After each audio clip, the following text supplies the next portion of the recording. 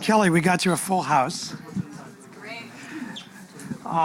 This is the latest installment of a monthly series for anybody that's new that we do here at the University of Chicago. It's the Paulson Institute Contemporary China Series. And Kelly, this is the first time we've done climate change as a topic, but we've done a whole mix of things: economics, defense, sometimes culture, politics, and we'll do this monthly through June. I'm delighted to have Kelly doing this. I'm also delighted to see Dave in the audience. We haven't seen each other in a long time, since Beijing. We sometimes joke that we invite our friends and old acquaintances to come speak in this series. This is definitely true with Kelly. We go back, sometime between a long way back and forever, whatever is in between those two.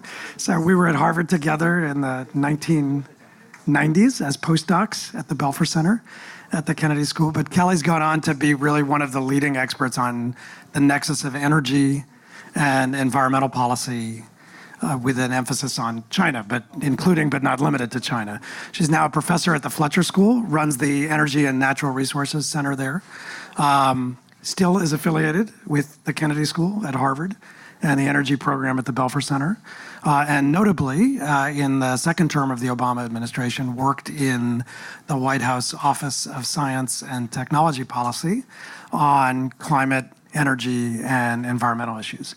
And also was a senior advisor to the climate change envoy at the State Department.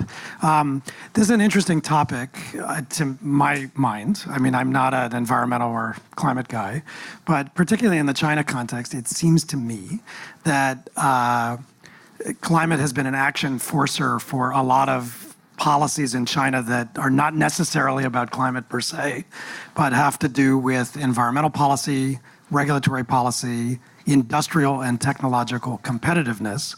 And if you think about China's evolution from Copenhagen in 2009 to Paris a couple of years ago, China came a long way, not just internationally, but really in terms of using the climate issue as an action forcer domestically.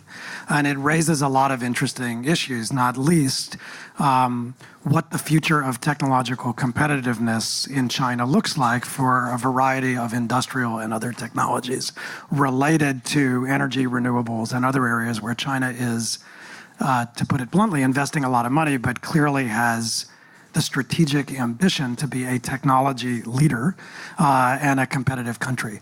There are also a whole series of issues related to international diplomacy and international power, because President Xi Jinping has used the climate issue, among others, to attempt rhetorically in the first instance, but potentially substantively, to position China, as he's tried to frame it, as a global leader in this area, multilaterally, diplomatically, economically, and technologically. And so this is squarely in Kelly's wheelhouse. And so we selfishly wanted Kelly to come out and give a talk. We've been trying to do this for a while, but we also thought this was a good time to look at this nexus of issues: industry, technology, competitiveness, and the relationship between China and international developments in this area at this point in time. So we're very cash, as I said to you. We tend to just have you come up, talk for a half hour, 35 minutes, do your own Q&A. We always have a lively back and forth. And I hope you'll all join me in welcoming my friend and great expert, Kelly Sims Gallagher. Kelly, welcome to the University of Chicago. Thank you, Evan. Yeah. Okay, can you hear me? I'm unmuted. Okay, great. Whoops. Well, it's a great pleasure to be here, and I thank Evan for his patience, because it did take a long time for us to be able to figure this out. If I sit, can people see me? Or is it better if I'm standing? I sort of feel like it's better if I'm standing. It's better if I'm standing, isn't it? Okay, I just have a lot of things to hold. So what I wanted to do today was to try to answer this question about whether China will meet its climate targets. But I'm happy to get in our Q&A into some of the other topics that Evan just raised, like China's industrial policy, its ambitions technologically, especially as they relate to strategic industries like the clean energy industry. That was what my last book was about. And I'm just finishing up a new book, which is going to be called Titans of the Climate, which looks into the differences in the domestic policy process of each country. And so that's very much on my mind, and I'd be glad to talk about that too. So feel free to save up your questions as I'm talking, and we can have a robust Q&A during our discussion. So let me get right into it in terms of the advertised topic. I think many of you must know that the United States and China in 2014 came together and signed a joint agreement, which I helped to negotiate, where each side articulated its climate targets. And this agreement actually is still in force, though not being honored by the Trump administration. And the idea was to catalyze other countries to do the same in advance of the Paris Agreement. So our hope was that once the United States, the largest and most influential industrialized country, could take a leadership step by announcing its climate targets, and once China did it as sort of the leader of the developing countries, that many other countries would follow. And indeed, that is what happened.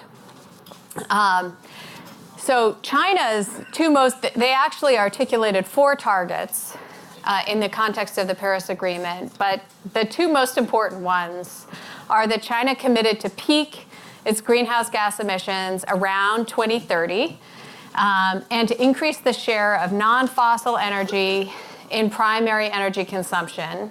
That means renewables and nuclear primarily, to around 20%. And our judgment at the time, and my judgment still, is that the more binding, the harder target for China is the second one, to achieve this share, because as I'm sure many of you know, China relies primarily on coal for its energy supply, and to shift from coal to other gases or to other fuels is not something you can just do overnight, right? Many of the power plants that have been built, most of the infrastructure that's been built has been built for coal, and investments have been made, and it's very hard to prematurely retire investments. The study I'm going to be presenting today was actually requested by the Chinese government, the National Development Reform Commission, because when China had to make its decision about these targets, they were doing so on a very tight timeline, because the 2 presidents had agreed that this would be a goal for their presidential summit. So our whole agreement was negotiated in 6 months. And they had to, I think, essentially make a very political decision about what their target should be. And so the question was, is China really on track to be able to achieve these targets, or would they require new domestic policies in order to achieve the targets? And so that was the reason why we did this study, to investigate that question. So specifically, are the existing and forthcoming climate change policies in China sufficient to enable China to peak its emissions around 2030 and to achieve the non-fossil target? And if not, what are the policy gaps? And we were not authorized to look at new policies, but I'm happy to talk about what I think is needed. Now, before I go any further, I want to stop and say, and this relates to Evan's introduction actually, that there's really 2 types of policies. There's what I call explicit climate policies, which are those policies you would not as a government put into place for any other reason except climate change. And a good example of that would be a carbon tax, or China's new national emissions trading system for carbon dioxide, which is a greenhouse gas. And then there's policies that you might put in place for lots of other reasons. like energy efficiency standards. You might put energy efficiency standards in place because you have energy security goals and you're trying to reduce your country's total energy consumption. And so China has a lot of both of these now, but primarily most of China's climate policies have been in the indirect category for other reasons. So we looked at all of these types of policies. I don't know if you can read this in the back. The most important thing is just to look at the different types of policies that we looked at: direct and indirect, regulatory, administrative, fiscal, market-based, informative, diplomatic, and innovation policies, to try and determine what, when you added them all up, what was the emissions trajectory. And we used a mixed methodology approach. We started with an expert elicitation survey, where we just went to well-known researchers in the US and China, climate policy experts, and asked them, which policies do you think have been most effective? What do you think the emissions reductions have been? And what do you think the gaps are? And then based on that, we fed the top 25 most important policies into a systems dynamic model to try and get more of a quantitative answer. And the first thing we had to do was develop a policy inventory. And that was no small task, actually, because all of those indirect policies really added up. We found more than 100 central government indirect climate policies. And then we, of course, needed to sort of narrow those down to make it a more manageable project. So for our expert elicitation, 2/3 of the surveyed experts were Chinese, 1/3 were foreign. Almost all, actually, I think all of the Chinese experts did not want to fill out a written survey. We did everything orally with them, whereas all of the foreign experts wanted to answer in writing. So I'm going to present these results to you, and they do not reflect my own view. I'm just giving you the expert elicitation results.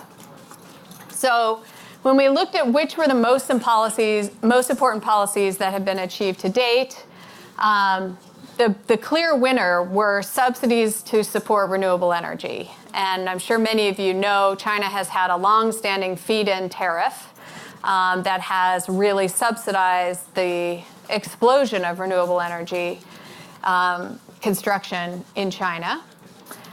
Second, energy efficiency policies for power plants and vehicles. Third were the non-fossil targets, which actually have been in place in China for 2 5-year plans. And their coal cap policy, so capping the total consumption of coal. And then energy efficiency standards for buildings and equipment. And the Key Enterprises program, which was focused on improving energy efficiency for the big state-owned energy companies. So those were the ones that came out on top. Then I'll just mention a couple of these moderately important policies. Green bonds being one. China's air pollution standards, which indirectly catalyzed greenhouse gas emissions reductions. Differentiated electricity tariffs for different types of electricity. Phasing out the inefficient or old coal-fired power plants. And then a number of experts said there are some policies that are no longer necessary. And the number one was EV subsidies, because the subsidies have been very generous. And a lot of the experts thought that they were overly generous. The environmental resource tax, which many believe is too low to be effective. The feed-in tariff, which they think needs to be replaced with either the emissions trading system or a carbon tax. Manufacturer subsidies and CCS promotion. Which policies were in biggest need of reform? The 3 big ones were: the green is power sector reform, and I'll be coming back to that. The emissions trading system, which hadn't come out yet, but everyone was already really worried about whether it would be effective. And then feed-in tariff reform. So those were the top 3. And then we couldn't help it, but everybody suggested new policies. even though that wasn't part of our mandate. So let me just mention that many experts thought that China should be focused on the non-CO2 greenhouse gases like methane and the chemicals like hydrofluorocarbons and sulfur hexafluoride. Many suggestions for a carbon tax for sectors that aren't covered under the ETS. And what came in third was entrepreneurship incentives for firms. So in terms of the survey interpretation, we'd still like to enlarge our sample size. So we're going to go after more experts. I think what really struck me was how much skepticism there was about China's new ETS. And I'm happy to talk about that in the Q&A. And then the last thing, and this really reflects my views, I actually think that economic reform policies and innovation policies have probably been the most influential to date in terms of actually reducing emissions. But it didn't come up in the expert elicitation, and I think that's because climate policy experts don't tend to think of those as climate policies. They tend to think of those as economic reform policies or innovation policies. Okay, now moving on to the modeling. For this work, we collaborated with Energy Innovation, which is a quasi-nonprofit firm based in the Bay Area, led by Hal Harvey, and also indirectly with the National Climate Strategy Center, which is the think tank affiliated with NDRC, which had developed the systems dynamic model that we used, though we made a lot of changes to it. We were not able to model all the policies. Those of you who do modeling will know that this is one of the central challenges. But I'll show you what we did do. And I just want to emphasize before I go through these results that the policies I'm going to show you are assumed to be fully implemented. In other words, they work, and they're actually all the way implemented. And that's a big assumption and probably quite unlikely. And then second, we assume some power sector reform, which has not actually happened yet in China. And the reason why we do that is that we could not get any reductions without power sector reform. So we had to relax the model and introduce some reform in order to do that. And I'll explain that in a minute. So this is a very detailed table, but just to give you a sense of the policy instruments that we modeled were largely the ones that came up in the expert elicitation. We did try to introduce like R&D policy, and here we have reductions in cost and technology built into the model, but no improvements in performance. Another modeling limitation. We also assumed the ETS was implemented. Very modest price of $7 a ton, which was probably even generous. I don't think that the actual price will end up being that much for their first phase. And we assumed chemicals would be included, which in the end are not. And some of you may have seen China announced last month their official policy, which is it's that the ETS, they're going to start only with the power sector. Okay, so here's the result on peaking. Business as usual is the blue line. And so you see in the business as usual, there's a peak around 2040. And in our analysis with the existing policy package, assuming some power sector reform, we get a peak in 2026, well in advance of the 2030 timeframe. In terms of the non-fossil target, we find that it's almost achieved, 19.86. So if you round up, they achieve it. This, though, assumes that power sector reform, and I'll come back to that, too. So when we looked at the carbon reduction impact of each policy, the policies that most influenced emissions in 2030 were power sector reform, which is that blue on the bottom. Industrial transformation, that's shifting the composition of the economy to services and away from heavy industry. industrial efficiency, so improving the energy efficiency of each firm, and then carbon pricing and light-duty vehicle efficiency. So that's the performance standards that already exist in China requiring vehicles to become more efficient. So really no surprises here for me except for how large that power sector reform segment was. And otherwise, this is as I expected, that a little bit of everything actually adds up to being able to achieve the target. Now, what to say about power sector reform?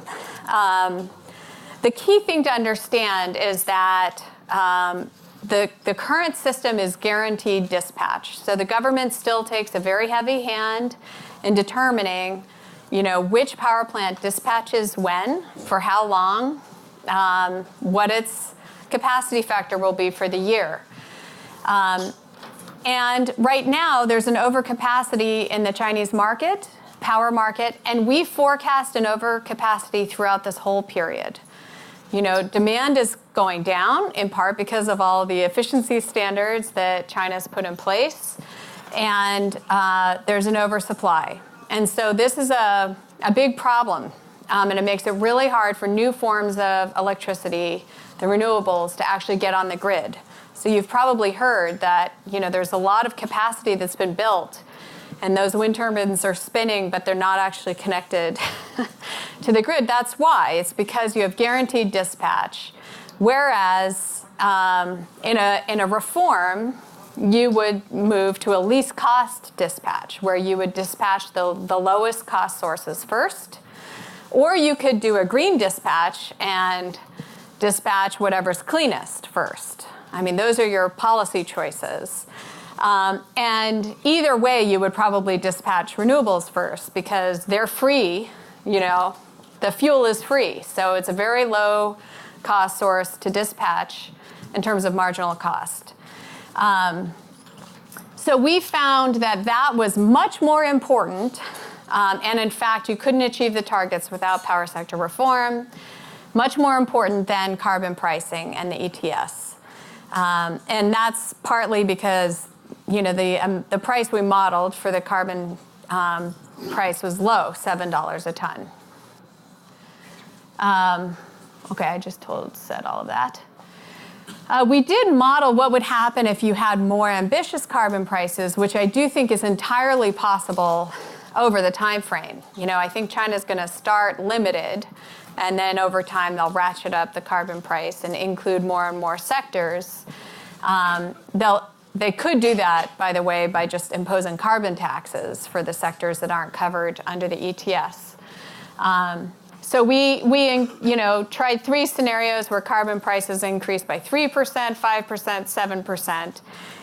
And you can see they're very important post-peak. They don't really make a big difference before the peak, but after the peak, how fast that curve bends down strongly depends on the carbon price. Energy efficiency standards proved to be very important in the near term, so before the peak. And here, this graph is in a way inverted from all the other ones you've seen, because it's emissions reduction by each type of policy. So the taller the bar, the more emissions reduction there is. And the red is fuel economy standards for vehicles. The purple is industrial efficiency standards, and the blue is coal plant efficiency standards. And you can see that in the near term, before the peak, the industrial efficiency standards are absolutely crucial. That is one of the most important policies in the near term, and something that cannot be abandoned. And over time, you see the growth and importance of the light-duty vehicle efficiency standards. You may notice it falls off at the end. That's because we assume no new policies, no tightening of the existing standards. But in fact, I think the Chinese government will probably tighten up those standards over time. They always have so far. So what are our results if you put the modeling and the survey together? We see that these both find the power sector reform, industrial transformation, that's the structural change in the economy, industrial efficiency, emissions trading, vehicle efficiency, very important. Both found that the resource tax, not important at all, due to the very low tax. And then some disagreement, around like the fossil fuel subsidies, green bonds, innovation policy, and so forth. So these are my main takeaways. And this is the last slide, so you can start preparing your questions. It seems to me very likely that we'll experience an early peak. But I would say there's little room for complacency given how heavily we assume power sector reform occurs, and since we assume full implementation of all the other policies. In terms of energy efficiency policies, they're clearly very important in the short term in enabling China to peak sooner, and must continue to be upgraded over time. I've talked at length now about the importance of power sector reform. I think this is the hardest thing on the list. And we can talk about it. It's very political. It relates to, competition between each province. But yet it appears to be this precondition for all the other policies to work. Carbon pricing, while important, and I think a good direction for China to go in because it allows the market to be the force rather than government administrative control, doesn't seem likely to be sufficient in the near term to make a big difference. But I do have a lot of faith that it could be quite important in terms of after the peak and preventing a long plateau. Because actually, emissions do need to be reduced if we're really going to adequately address climate change. And then I think, and this is my own personal view, that the economic reform and innovation policies are likely to be much more important than they are revealed by our two methods. And then finally, one thing we realized as we were doing this is that it's important not to be overly optimistic in modeling the BAU. And we noticed, that the government researchers who we were working with were chronically over-optimistic. They wanted, I think, to present the best possible, BAU scenario to their bosses. And many times we thought that those assumptions were completely unrealistic. And so that was an important realization for us. So let me stop there and take questions. Yes, Professor Young. Well, great. I don't think it's, they're bringing another one. Or try again.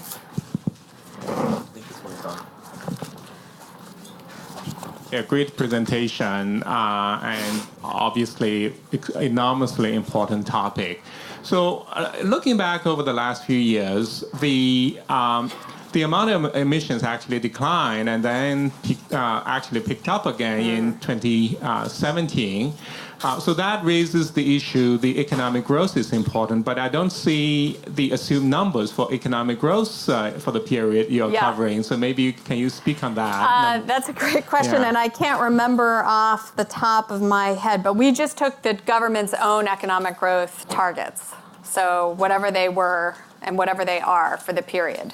6%, 7%. Yeah, so my actually comment is it would be really, I'm pretty sure you may already have done it, is when you assume full implementation, perhaps you can do different scenarios with a combination of economic growth rates and also perhaps both with, let's say, 75% implementation versus 100 and so on, presenting different scenarios may help not only frame the actually sort of the presentation later on, but also may make you much more effective in making that argument. Yeah, that's a great suggestion. And actually, we did do a lot of sensitivity analysis. And economic growth does matter, but the content of the growth actually matters more. So in the near term, the growth rate matters more. But over time, whether China is successful in its economic reform, whether they, really can achieve their shift to a service-based economy rather than a manufacturing-based economy, that matters much more because, of course, you don't need nearly so much energy. And 49% of China's energy consumption is accounted for by the industrial sector. So that's a really huge, globally unparalleled amount of energy consumed by the industrial sector. Two quick questions. One, why was CCS considered unimportant and not worth any attention? And the other is, what are the possibilities of switching the coal-generated electricity to natural gas? Good questions, both. So that's one area where I just totally disagree with the expert elicitation results. I think carbon capture and storage is very promising technology and very well suited for China. In fact, more well suited for China than almost any other country except the U.S. They have suitable sites. They have huge capacity for storage. And they've actually done quite a lot of experimentation already, led by Shenhua, which is the biggest coal company, and Huaneng, the biggest electricity company. So why not CCS? So they're just like here in the United States. Everybody has a favorite technology, right? You're either a nuclear advocate, or you're a solar advocate, or you're a natural gas advocate. You may even be a coal advocate, like our president. And in China, there have been some leaders in very powerful positions that had very negative attitudes towards CCS. The former head of the National Energy Administration famously thought nuclear was the answer and not CCS. And he refused to approve any CCS project that was sent by the Ministry of Science and Technology over to NDRC for approval. That's too bad, because they're not mutually exclusive at all. No, of course not. But I think interest seems to be rising again. And like here, there's no real economic benefit to CCS. So, I think that's probably the best answer as to why they're not doing more. It's too expensive. The capture costs have come down a lot, but there's no economic benefit to storage. And under the new ETS, the price is not high enough to incentivize storage either. And your other question was? Natural gas. Natural gas. So actually, China has quite ambitious natural gas goals. They have a natural gas target just like a non-fossil target. The costs of importing natural gas are much higher than U.S. costs. So as a result, it's remained much more of a niche fuel, largely reserved for heating and cooking in cities. But China's hopeful, I think, to diversify its sources of natural gas and do as much shifting from coal to gas as possible. Do they have potential fracking sites?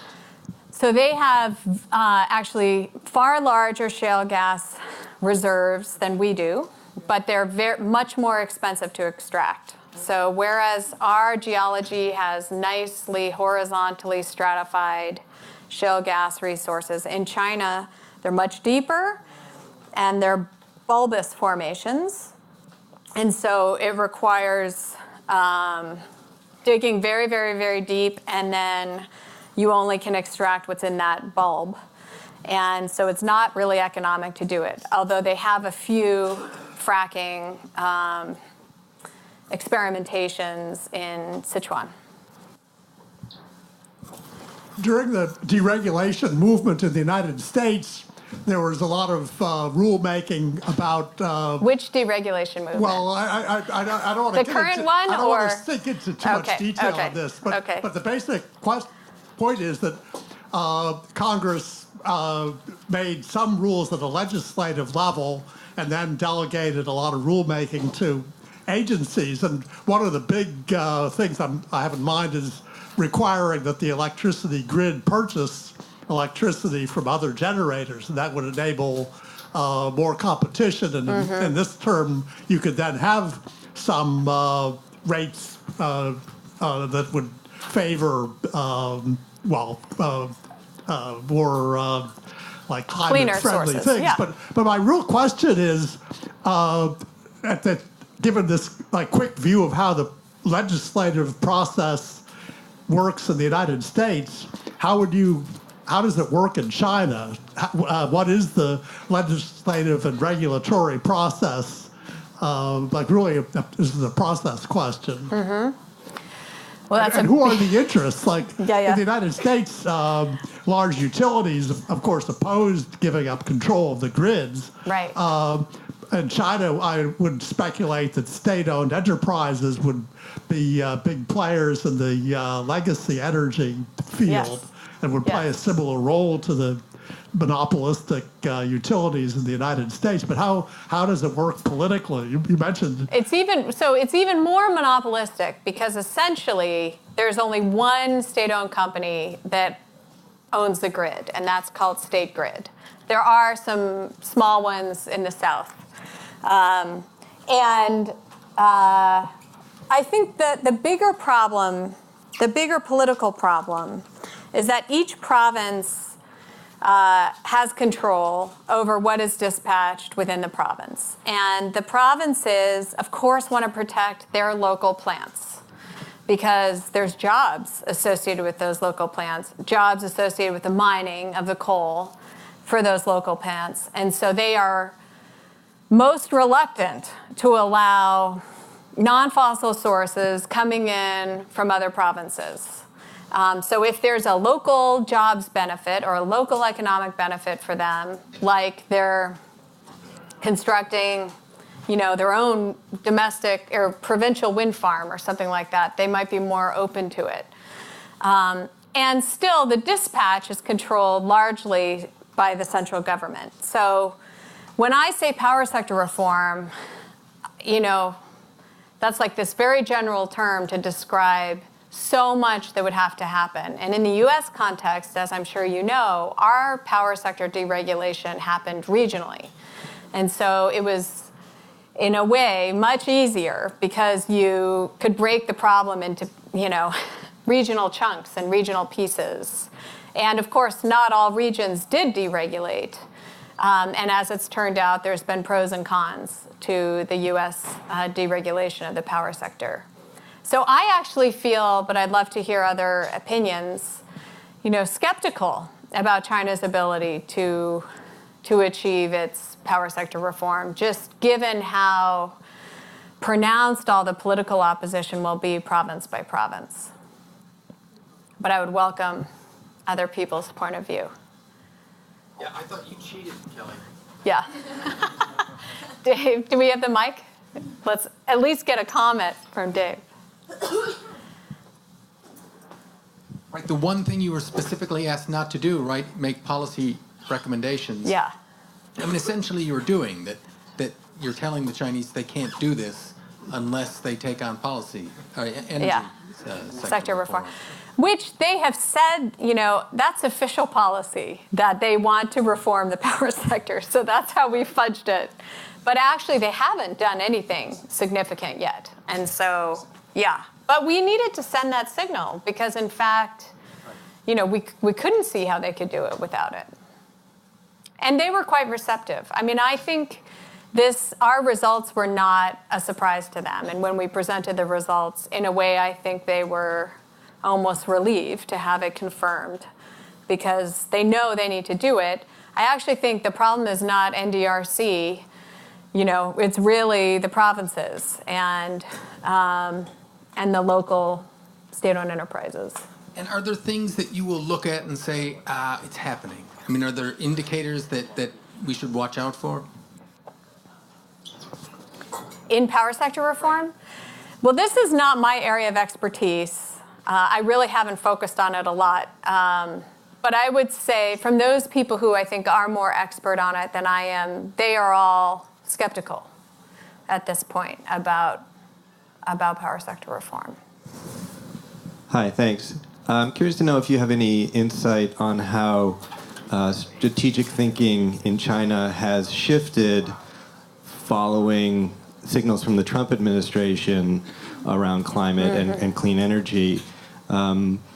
it may not be something that's being discussed or articulated publicly, but I wonder if you have insights that you could share. Yeah. Well, here's where I really want to give the Chinese government a lot of credit. The U.S. has completely reneged on this agreement that was, agreed upon at the presidential level in terms of the bilateral agreement, and completely reneged on the Paris Agreement. And China has steadfast and guaranteed that they're going to stay the course. And they've been public about it, and they have not deviated, not even once, from this stance. So they are determined, and I believe they will achieve their targets somehow. If they don't achieve power sector reform, they're going to have to use much more extreme measures. But I think that they could. I think the difference that I see is that, and let me say the reason why I think they are staying the course is that they view reducing emissions and they view climate policy as very strategic for lots of other reasons besides climate change, though they are believers in climate change. They don't question the science. There's none of that discussion going on, in the government. So I think the reasons why they're doing it is climate policy is one more good reason to achieve economic reform, which is a long-standing goal held by the party. Also, they have major urban air pollution problems, and for the most part, there's co-benefits for reducing air pollution and greenhouse gases. And so climate change gives them another justification for those air pollution policies. And then I think they genuinely see climate change as something to be worried about. They're quite concerned about freshwater supply in the north, for example, which is very arid, highly vulnerable to climate change because all the freshwater supply comes from the Tibetan Plateau, and all those glaciers are melting. So it's a very real and serious concern, and sea level rise is also, for China's eastern seaboard, very, very concerning. And then the other strategic reason kind of relates, I think, to foreign policy, and China trying to show that it's growing up and taking responsibility for global issues and doing the right thing where it can. And I think they made a very deliberate decision to use climate change as a way to demonstrate this, theory of great power relations among countries. And so for all of those reasons, I think the direction is very clear for China. And I don't think that they're going to deviate from the direction at all. What I have already noticed and what I just feel when I'm there is that the pressure seems to be a little less. The intensity of effort seems to be a little bit less. It's like they've taken their foot off the gas pedal and they're coasting. And I think that's because they perceive no economic threat from the United States. There's no threat in terms of the strategic industries. Obviously, the U.S. isn't doing anything in terms of climate policy, so there's no image threat that the U.S. is doing more than China. And I think they feel like they can and will dominate the strategic industries in terms of new energy technologies. So they don't have to work quite as hard as they felt like they had to under Obama, who was really putting a lot of effort into building up the clean energy industry here in the United States. So that's a little disappointing, but it's also just not surprising because this is a reality. There's no competitive pressure from the United States, and there's no moral or image pressure from the United States either. To the contrary, everyone is like applauding China for being, the climate leader of the world now. And that was a position they weren't in, 5 years ago, where they were demonized for being the laggards. One of the elements you had that was leading to the reduction over time was a shift to the service industry. Mm-hmm. First off, what do you think the probability is of China creating that shift? And then secondly, if they do create that shift, where do goods get produced and what does that do for the overall global climate balance? Well, that's a great question. So they are already achieving that goal. I mean, they have already, I can't remember the numbers off the top of my head, but you can look it up easily. The fraction of their economy that relies on manufacturing is steadily declining, and services are steadily growing. But I think they still will have a lot of manufacturing. And the question is, what type of manufacturing? So that's sort of a sub-question. Can they really get rid of the heavy industry and manufacture lighter goods? Where is it all going? Belt and Road Initiative. That's really what I think the Belt and Road Initiative was designed to do, was to help China export all this surplus capacity that it no longer needs. I have done a study on coal plants in the Belt and Road Initiative, and we found, I think, 54 coal plants that have been financed by Chinese in the Belt and Road countries, most of them using subcritical, the most inefficient, old-fashioned kind of coal technology that is not allowed to be built anymore in China.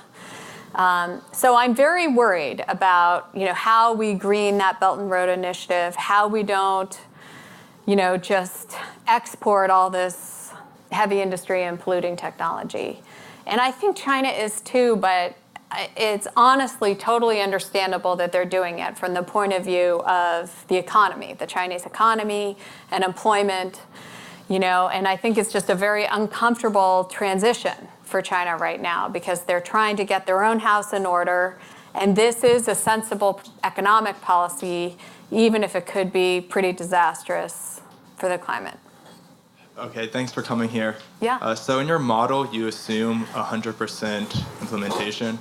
And when it comes to Chinese environmental law, China sort of has this history of having really progressive, really great environmental law, and there's a really large enforcement gap where they're willing to enforce the law against, maybe foreign businesses, but less so against, state-owned enterprises.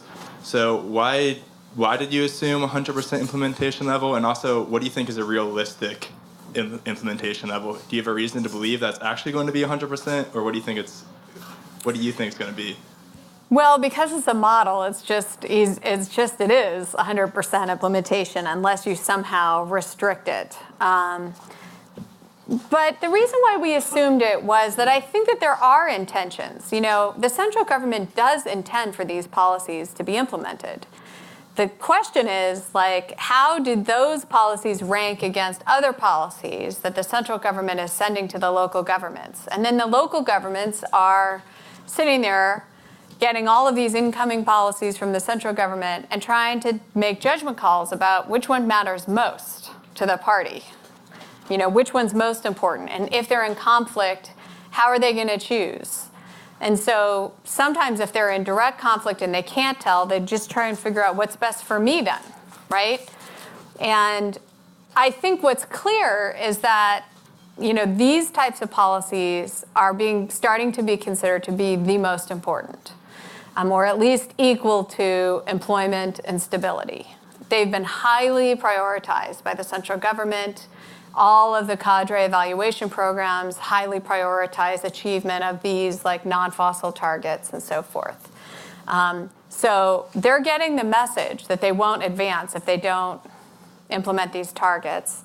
And I think many local officials are actually overachieving. You may have seen there was a report yesterday or the day before that many local governments have overachieved their greenhouse gas targets because they believe they're going to curry favor by doing so. So I actually expect pretty strong implementation of everything except for power sector reform. And I have a lot of concerns about the feasibility of the ETS. So if you ask me to make a prediction, if both of those fail, I would think China would move to a carbon tax. And they wouldn't hesitate to do that because they're comfortable with taxation. It's not like like here in the United States where a carbon tax is like a word you cannot even say out loud, that it's just a very different situation in China. So like I said, I think that they are likely to achieve it somehow, even if these two policies fail. Thanks. I want to ask about carbon price. Yeah. In your presentation, you showed three patterns of carbon trajectory of carbon price. Yeah. And a 3% growth rate. Yes. And what level of carbon price do you think? And what will the real carbon price be? My question is, what level of carbon price will be needed in the future for China? And do you think is it possible for China to realize that level of carbon price? Yeah. Well, that's kind of a value judgment, right? The choice of a carbon price depends on how ambitious you are about addressing climate change. Here, what we were doing was, with these three scenarios, assuming different growth rates. And our most ambitious scenario was starting at 84 RMB per ton in 2030 and increasing to 326 RMB per ton by 2050. And actually, even though that's not very high compared with like what the literature would say is necessary, you get a very nice peak and a very steep reduction. So if China could actually achieve this, I would applaud them. And the reason why a relatively low carbon price is so effective is because of the dominance of coal in China's system.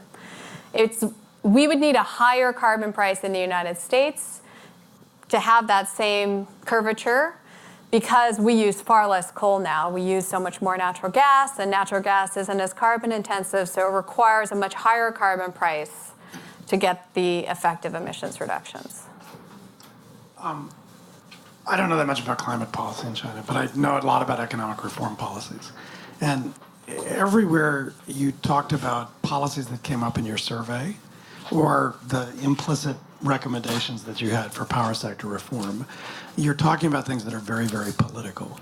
Mm-hmm. And on almost everything related to economic reform in China, it ceased to be an intellectual problem a long time ago. It's essentially a political problem, not an intellectual one. And that's at three levels. One is within the central government, and you alluded to this when you talked about MOST and NDRC. Second is between the center and localities, especially around tax issues and fiscal issues, for example. And then a third is really between market-based solutions and state-based solutions, and the predilection for the latter rather than the former in a lot of cases.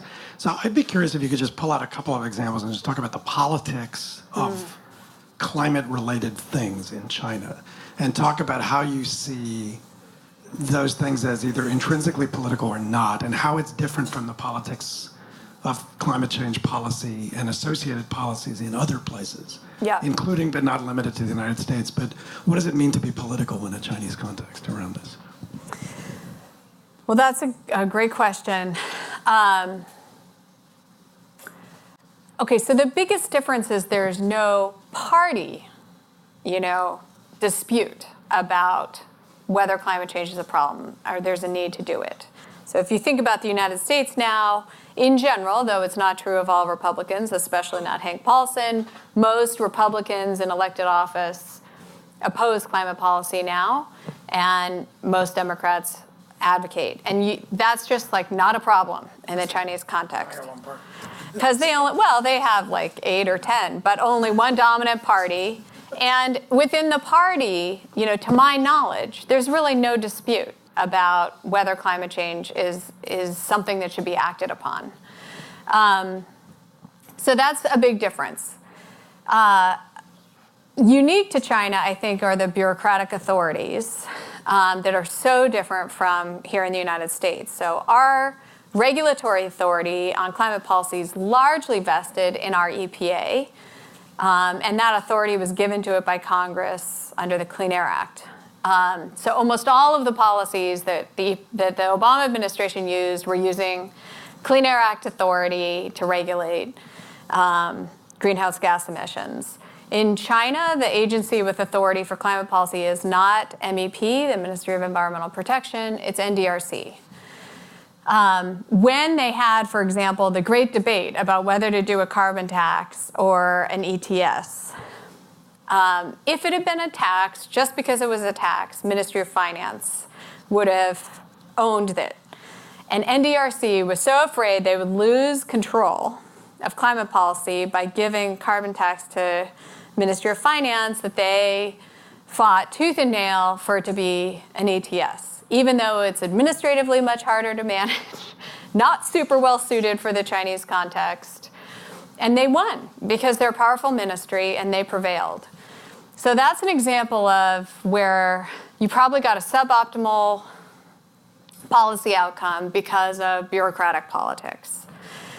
Now, in terms of the center national or center local, that I think is the biggest challenge, because as far as I can observe, there is pretty much uniform agreement that there should be climate policy from the central government. But I don't see that at all from local governments, because local governments are content, they're much closer to reality, and they are contending with like employment issues, and just the economic reform policies are so painful. For example, I was in Shandong province this summer and meeting with the provincial DRC, and they had to shut down 5 iron and steel plants just this year, just in 2017, and find jobs for all of those workers.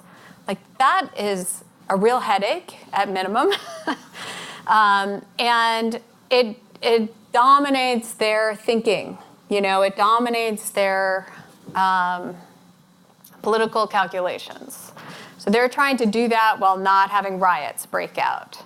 And so I just think the good news, really, from a climate point of view, is that there does seem to be coherence between economic reform policies addressing air pollution, strategic considerations, like shutting down those iron and steel plants was good for the climate because those were very pollution intensive.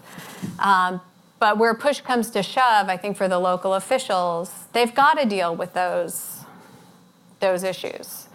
And so that's the essence of the challenge, I think, for China. It's a totally different challenge political challenge than we have here in the United States.